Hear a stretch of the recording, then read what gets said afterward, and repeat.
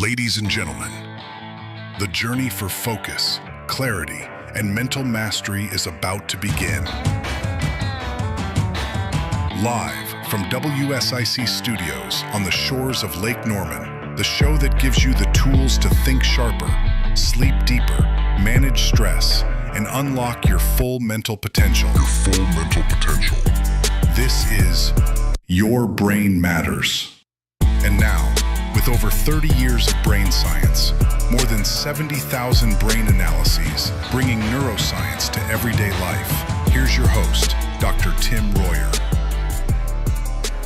Welcome back, everyone, to Your Brain Matters with your host, Dr. Tim Royer. Yeah. And myself, your co-host, Nurse Amy Royer.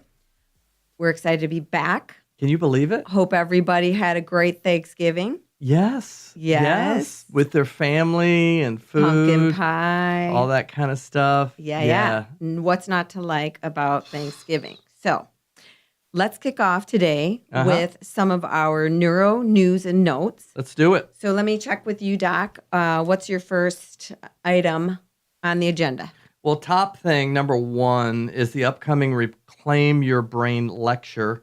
That's on December 16. Last time I stumbled and said 12, corrected myself, but it is December 16th, and that is at 7 p.m. at Verdict Ridge Country Club. Aha. Yes, I've been to one of these before at Verdict Ridge. One. You've been to a million and a half of them. And I'm still going and still listening. But it's a nice place, easy to get in and out of, easy parking. Yeah. So I recommend it to people. Just give yourself a nice gift and just go and sit down and relax, and we will have a cookie and some water for you. But what will be great is it's usually a really good atmosphere, and you'll learn something, which is also kind of fun. And it's very low stress. It's very interactive. And I'm going to say you're going to learn more about why your brain matters. Absolutely. And they're actually going to see a live EEG going during the lecture where we'll be looking at brain waves on the screen, be looking at heart, breathing. It's really quite an interactive, a great opportunity. It's all free, about an hour and 15 minutes. We also are giving away a free book there where you bring all three of our books, Forge Your Inner Armor, Tsunami, and Einstein, are all available. You can get to pick one for free for being. If you want, we need you to RSVP. The room's not huge, so please RSVP. The number to RSVP, you can text us, is 616-341-2299. 616-341-2299. Awesome. Great. And I think you also were wanting to talk about the grand opening. Oh, yeah, huge. For the office in Birkdale. Yeah, love it. Love it. We have been having so much fun. Opened this beginning of November, and been having a lot of our local people. Now, most of our business, or most of what we do, is virtual, where it's actually, we send equipment to people's homes. So 90% of our business is all over the world. But now that we live here, we decided let's open this little office. It's great, easy to get to, right by Birkdale Village. We're doing our grand opening the next few months and doing a giveaway where we're actually doing a full brain assessment that's normally $500. You can get your brain and nervous system fully assessed, where we see it in real time, for $250. And the way to access that is to go to yourbrainmatters.today. yourbrainmatters.today, and that will be a registration form to get this discount. We'll schedule an appointment with me and our staff. You are going to love it. I can guarantee you will like this assessment. Yeah, it's really good. And it is actually, if you go to the lecture, it's like the next thing to do after the lecture, because you see, hear, learn at the lecture, then you're going to apply that to your own information, your own data. And Doc is great doing all of that interpretation in person, and then kind of unpacking, hey, now that we know this much, what should we do about it? So it's good. It's a really good full circle. Again, we want to remind people that we would love to give them a free copy of Einstein for anyone who's interested in the work that we do. The book, Extinguishing Einstein, is kind of a fabulous summary of what it is that we're up to. Sometimes when we talk about what we do, it's like rocket science or like we work with this person, that person, kind of. People might wonder what it is actually when it gets all boiled down. And I would say that the book Einstein encapsulates kind of getting right down to the basics, which for us is going upstream to the source, dealing with that, helping the person help themselves, and then seeing the results downstream. And basically, Einstein is a short book about start to finish that process. Yeah, and chapter 1, you will love chapter 1 because it just reveals kind of the dark side of medical care and what's happening primarily to our kids in our culture. So to get the free copy, everything's free so far. Yeah, we're kind of just giving stuff away. Holidays, How is Royer Neuroscience Christmas, making any money? Okay. Santa, ho, ho, ho. Oh, yeah, that's true. Yeah. So you go to royerneuroscience.com, royerneuroscience.com, and there's a free book button. You hit that book, collect some information, and we send that book to your front door free of charge. So as we finish up the Neuro News and Notes, I've been starting to ask people on my Who's Who list, and it doesn't have to be the Who's Who list, but I've been asking people, why does your brain matter? So I sent out texts to a bunch of different people from my, contact list, and we got this one back. This is from a really good friend and colleague, Dr. Ryan Bentley, out of Michigan. He actually should go by Dr. Bentley because not only is an MD, he's a doctor of chiropractic work. He's also a PhD in chemistry. This guy is a functional medicine guru. We fly him all over the country to see our pro athletes, our executives. The guy just knows everything. So we asked him, we said, Dr. Bentley, why does your brain matter? And Amy's going to read his response. Let's go. Okay. It's loaded. Loaded. Right? So I feel like once I read it, I was like, oh, this is what the whole next year is going to be about. But so here's what he says.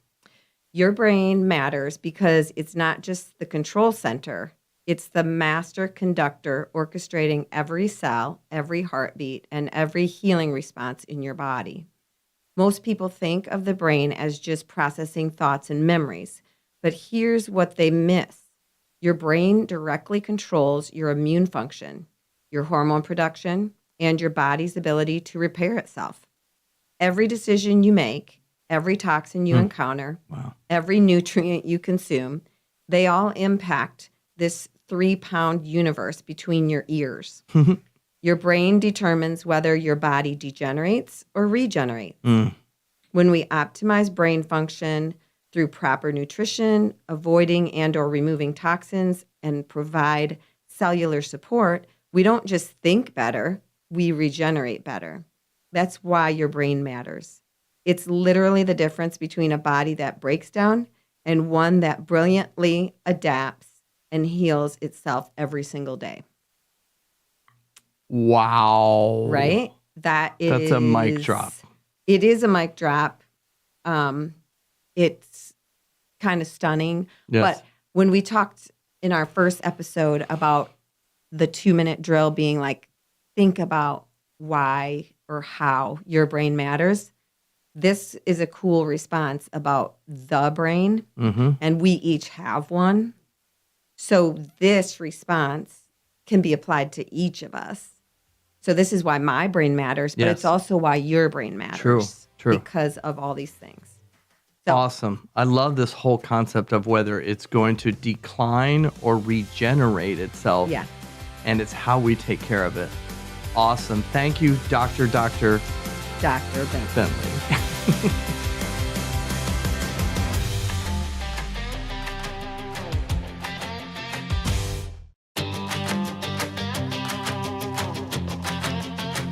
We are going into the mind. This is our second section. where we like to interview someone and find out a little bit more about what's going on in their mind. Yes. And it's a pretty easy one today. Is it? We're going into the mind of Dr. Tim Royer. Oh, shoot. We may never come out. It could be a dark Is there like hole. nothing? I'm not sure. Is there nothing in there? Hello. It's hello. in there. All right. It's echoing.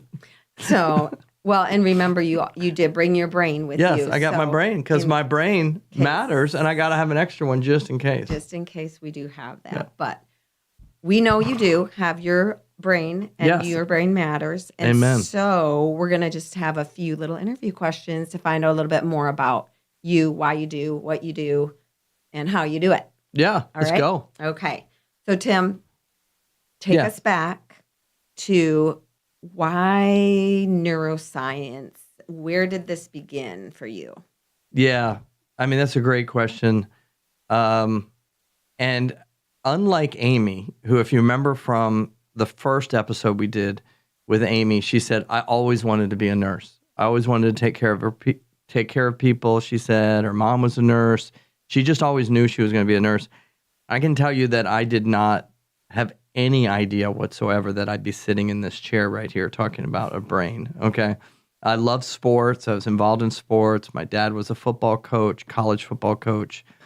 I thought I'd be doing something in sports. So when I got to college, I thought, well, maybe I should do something a little bit more. So I'll go into business. So I went into business. That lasted about 6 months and went to my supervisor and said, hey, my advisor said, hey, I want to change major. So I went over to sports, thought, well, I'll become a coach. Did that for about 6 months, a year, came back to my supervisor and said, I think maybe I might want to go into the ministry or something. So I switched over to theology, came back the fourth time and I said, hey, I don't think I want to do this. I don't know what to do. And my advisor took my file and he handed it to me. He says, I'm not the guy for you. And I'm like, what? You're supposed to be my advisor. He goes, I'm just a little bit more if you wanted to go into business, I would have taken. He says, here's your file. He literally handed me my file. And I'm like, what the heck? So you're not going to believe this, but I knew I needed an advisor. So the office next door to the business department was the psychology department. I was like, what the heck? I went in. First guy I met, actually, I had no idea, but he was a roommate of my stepdad, who was chair of the department, and we became good friends. And my journey. I have a side note. Yeah, go ahead. Because I knew Doc or Tim during this time, and we had a lot of freshman classes together, and I was aware of him as I had met him the first day. But I was aware that he was switching his major every 6 months, and I was like, this guy. He needs to get it together at some point. He has no direction. But anyway, go back to where you finally met the right advisor. This is where a lot of this is about having a good advisor. True. But I mean, I got to add to that now that you said that. So Amy's parents came to town and I met them, and her dad's a physician.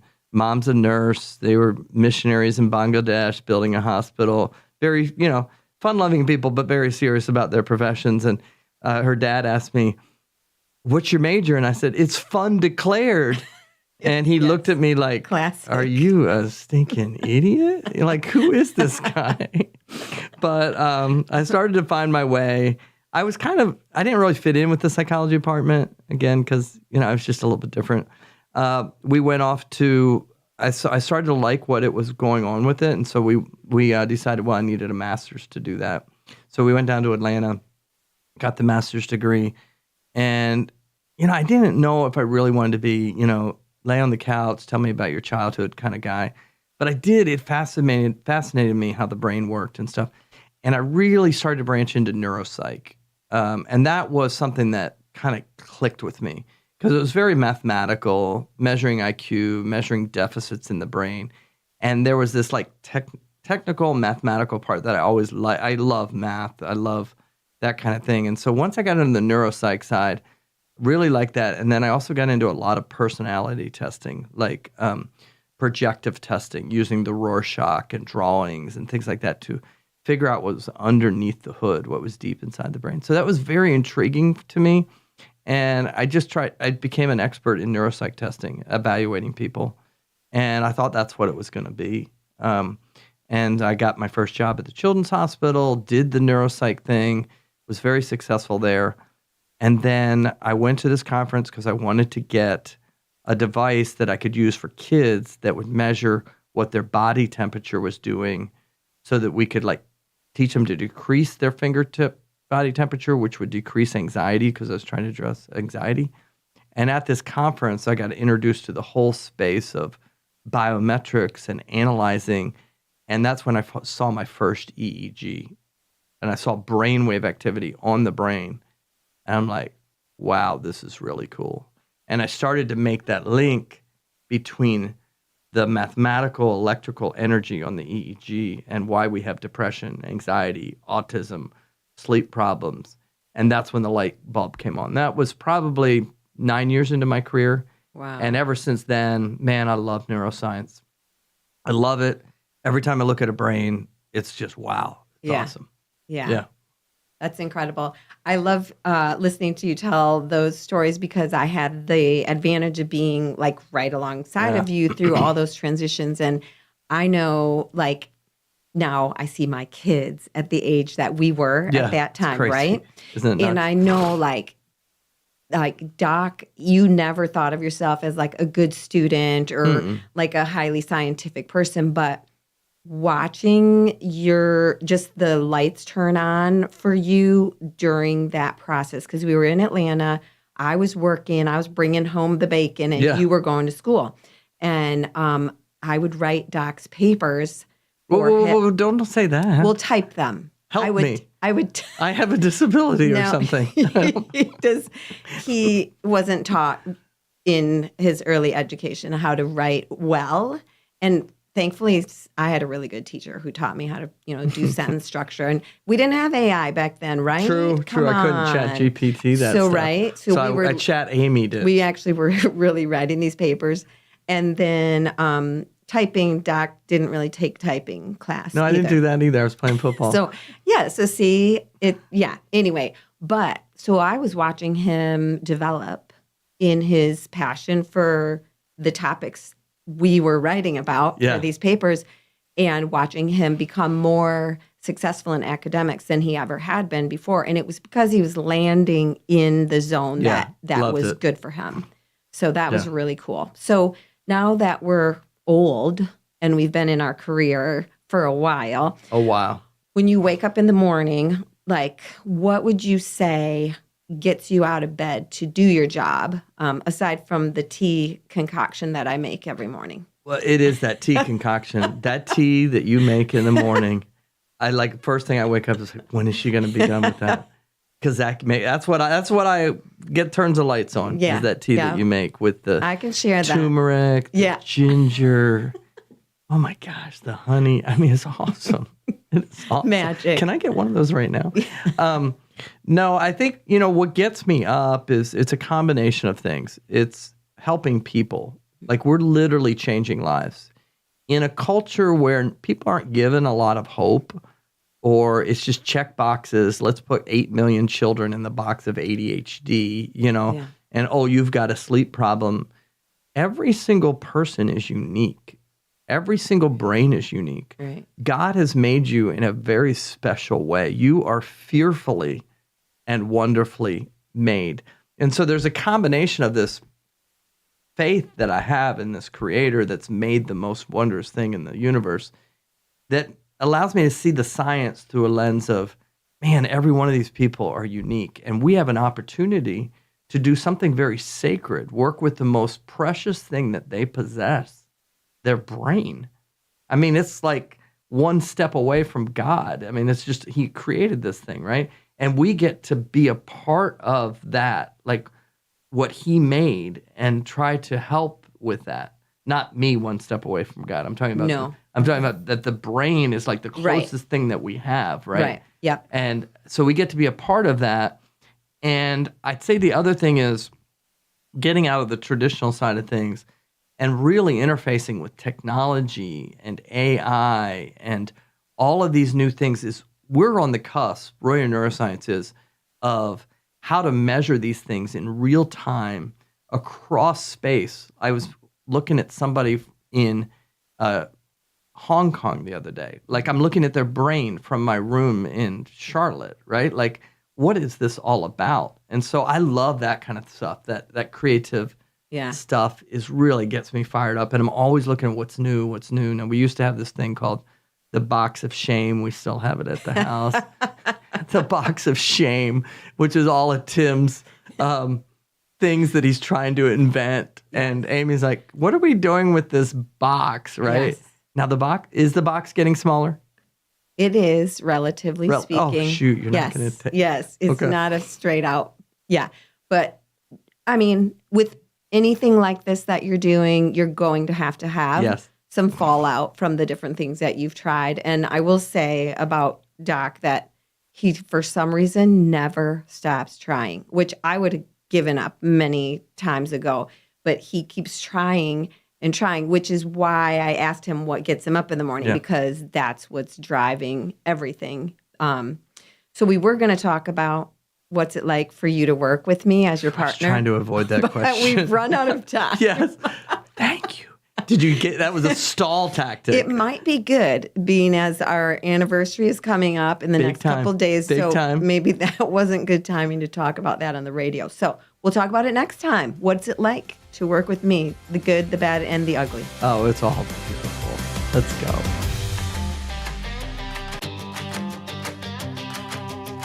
Okay, we are cruising right into the science corner. Let's go. Yep. And what we wanted to talk about today was how the autonomic nervous system activates the HPA axis. Oh, that hurts my head.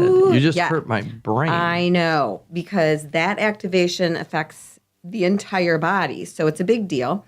So we already talked about the brain, the oxygen that gives it energy. We talked a bit about the autonomic nervous system last week. And so it's the next step. So, I mean, you guys are getting smarter, whether you like it or not. Yeah. But this is deep and rich science that we're going to go into. So don't plan on remembering every single thing that we say. But if you could get the gist of what is going on in this whole activation of the HPA axis, I think one thing I would put down as the backdrop for everything we're talking about is the upstream and downstream idea. So the downstream is all the behaviors and the feelings and the reactions in our body that we feel. But the upstream is going all the way up to, as we heard from Dr. Bentley, like the command center. And we're going to talk today about how the command center electrically activates all this chemical cascade of the HPA axis. Yeah, all right? It's like the message that gets sent out from the command center to the entire army. Yes. And this is your plan, your game plan, and it sends it out through this vehicle. Right. So I would like to just say a couple things as we start.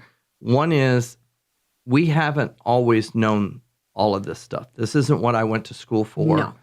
And I'm going to say that I was 10 years into my career before I started to put these things together. You know, I'm an expert at studying the brain in relation to diagnoses and neuropsych and those kind of things. But then starting to think, well, how does this whole thing work? And so then you bring in all this kind of like medical science side, which is really Amy's forte.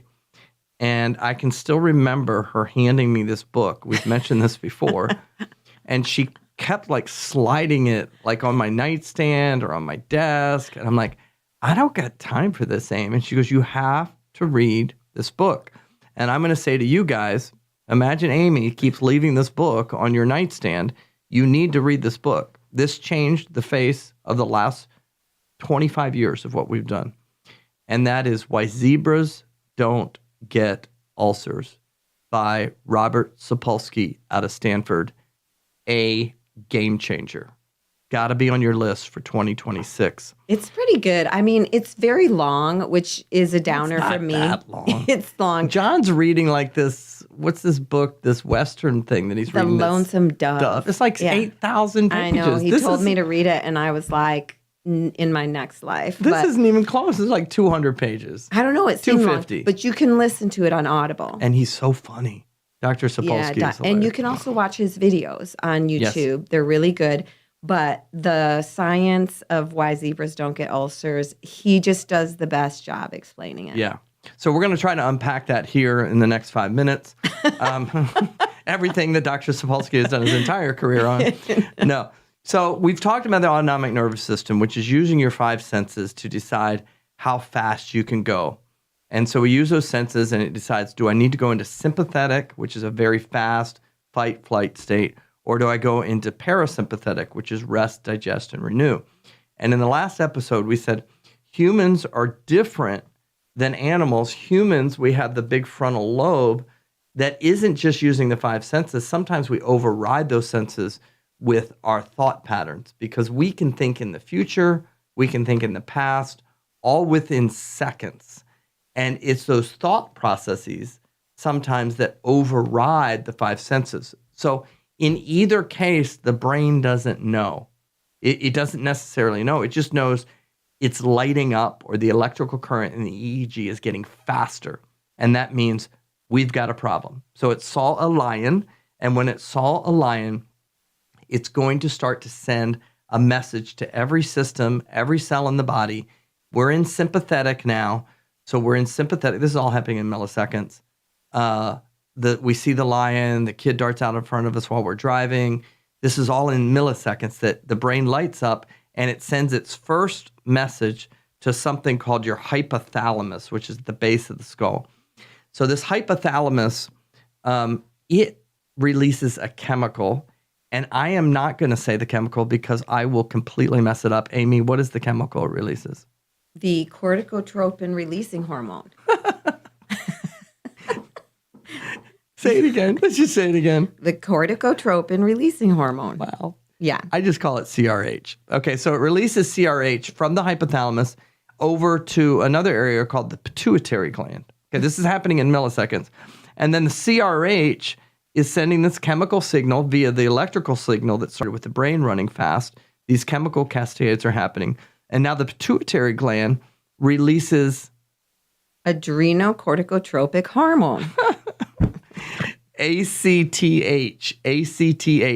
So we've got hypothalamus, pituitary gland, ACTH goes out, and all of a sudden that goes from the brain. Now we're leaving the brain, and the signal through ACTH is going to your adrenal glands, which sit on top of your kidneys. So down to my adrenal glands. I've made a travel distance here with this message.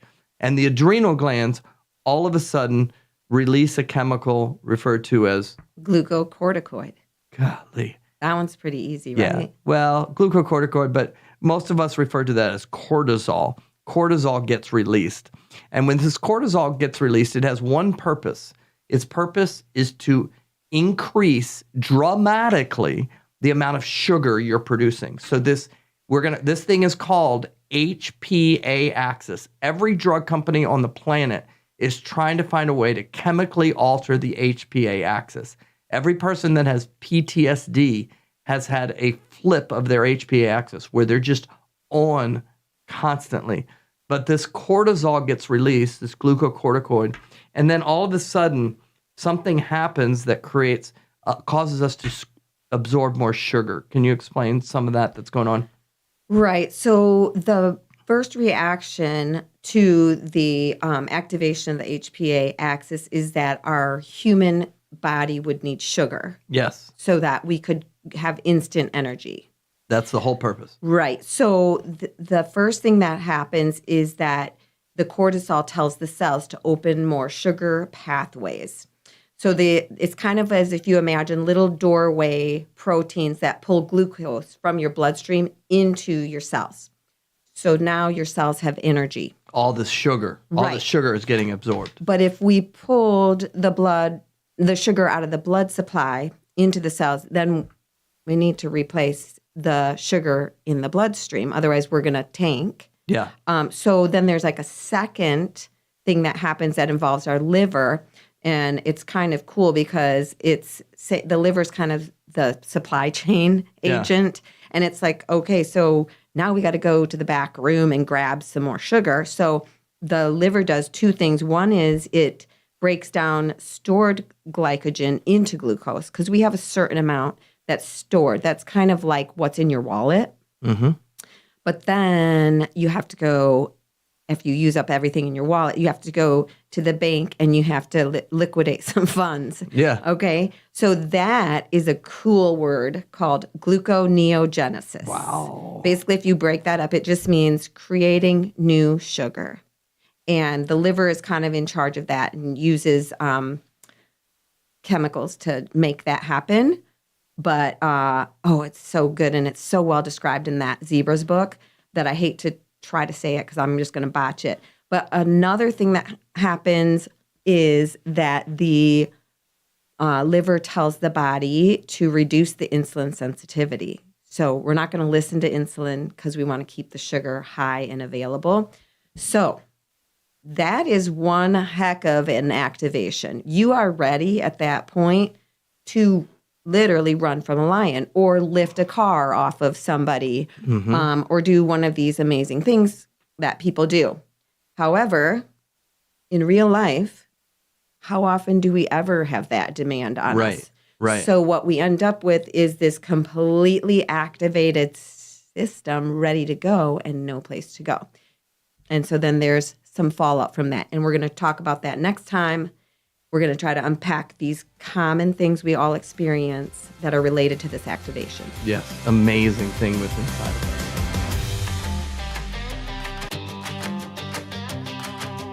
Okay, we are back to segment 4, which is normally Cortex case files, which it will be. But Amy and I were talking offline. We said we got to finish up the last one because there was a lot in there. So we're going to unpack the HPA axis more.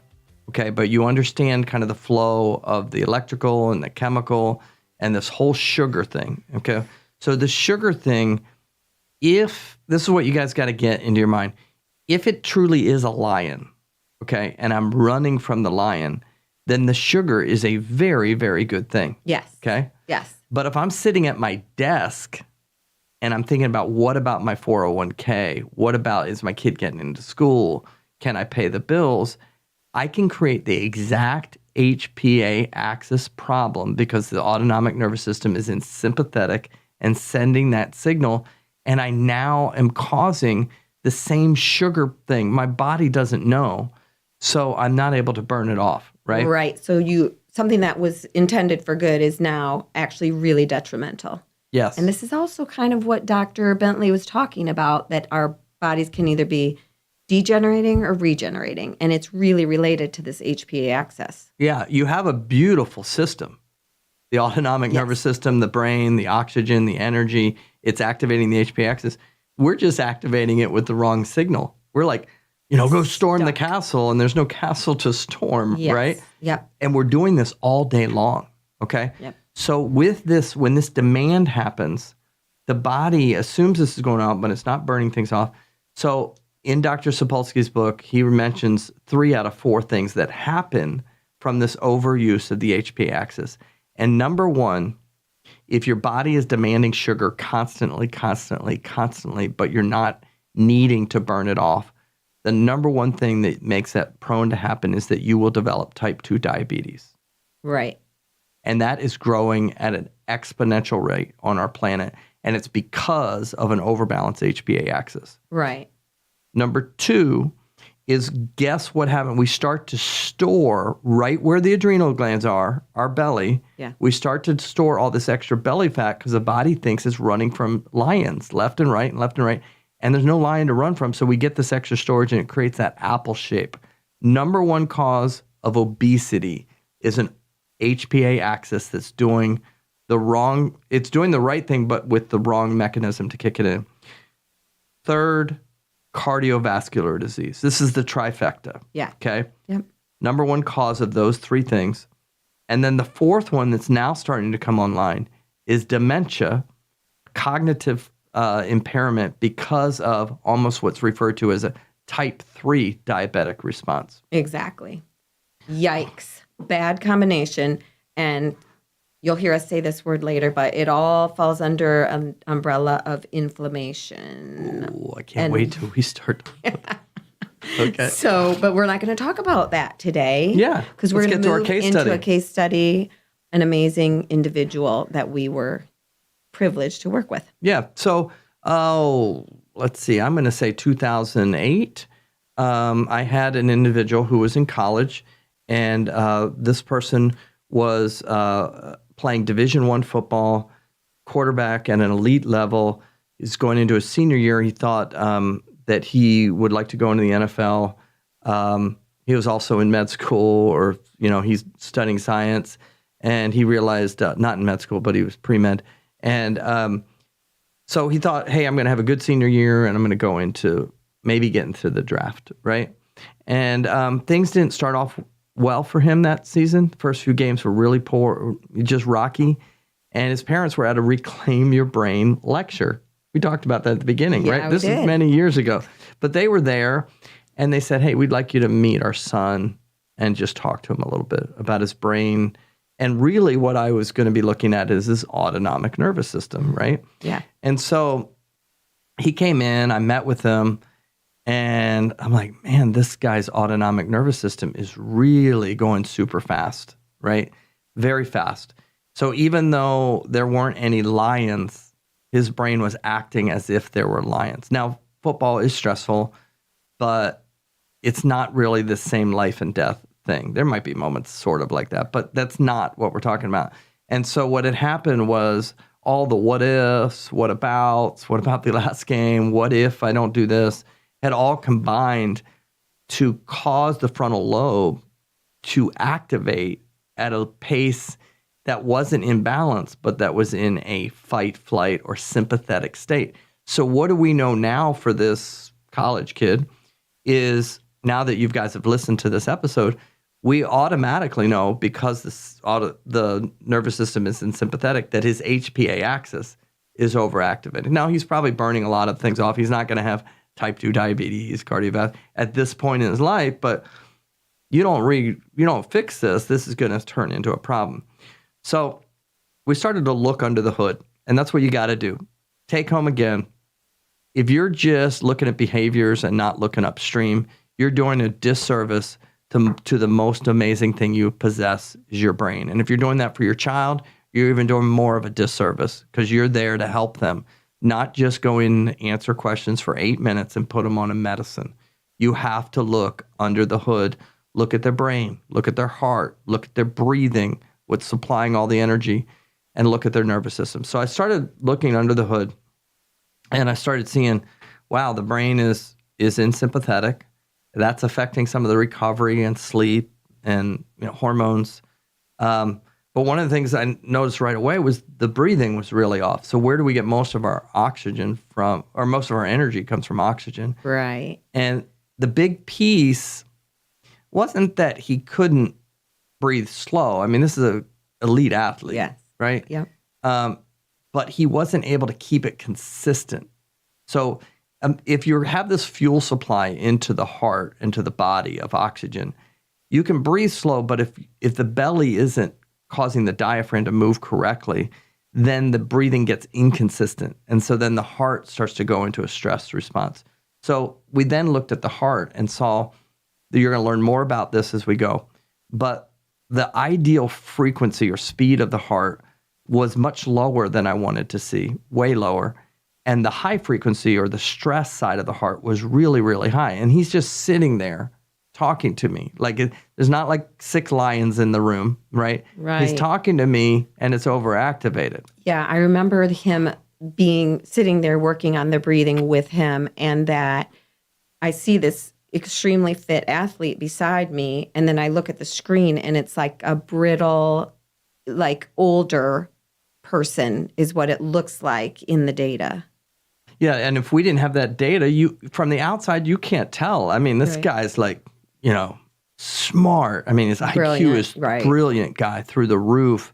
He's checking all the boxes, but the nervous system is not in balance. And he's trying to perform not just at an okay level, he's trying to perform at an elite level, and then maybe even go to pro sports where he's a subset of 30 people on the planet, right? Right. And so we started looking at this thing. It's like, well, we know the brain looks out of balance on the autonomic nervous system, but let's first look at the breathing. So he said to me, he goes, we have a bye week, but probably one of the biggest games of my career is in 2 weeks. Can you get me better by then? And I'm like, oh my gosh, I don't think I can do that. But I said, let's go for it. Let's try, right? Let's work not on your brain, not on these different hormones, which we sort of are, but let's work directly on your oxygen flow. Let's get your oxygen flow good so that your heart will get out of this fast, heavy stress, sympathetic response and get into a balance. You see, when you get that breathing right, it can override the entire system. So we did that, and he went into that next game, and the next 6 games was just lights out. And we've worked together for 15, 16 years, and he's currently one of the highest paid quarterbacks in all of NFL history. And that would go back to, there's so many other things that he has done. Right. But one of the variables is changing the autonomic nervous system, stopping the HP axis overload, getting the brain to become his friend rather than his foe was the beginning of that. And we're probably going to have a quote from him in a few weeks about why his brain matters. But ding, ding, ding, ding, ding, ding. It's time for the 2-minute drill. Let's go. Sorry to cut you off, Doc. No, but that was kind of fun, wasn't it? Yeah. So originally in our first 2-minute drill, we just wanted each of you to stop and think, my brain matters. Yeah. My brain matters. And repeat that and figure out, do you really believe that? And if you do, why do you believe that? Your brain matters. And we hope as we continue on, we're going to just keep unpacking why your brain matters. But it has to be unique to each person as they come to understand more that their belief that their brain matters grows and how it matters and what you can do about it. Like, for example, this example, this person didn't really understand that their brain mattered to their issue at hand. All they saw was their issue at hand. And in fact, when we did the assessment, this person was kind of pleased that everything was validating the way that he felt. Feeling. Yes. He was like, oh my gosh, this is it. This is exactly how I feel. But he didn't know he could actually do something about it. So we talked about today that all the things that happen when you activate the HPA axis. And what I want you to leave with is, where are you on this dial of, is it activated or is it deactivated? So for like our athlete, we were helping him deactivate that. And then for many of us realizing like, I'm getting way up on my dial, we have tools to help to deactivate that. So breathing, you heard it about this athlete, and we want you to know it about yourself. The tool to deactivate this is your breathing, and you can do that anytime and any place. Awesome. We can't wait to be with you guys next week. Let's go.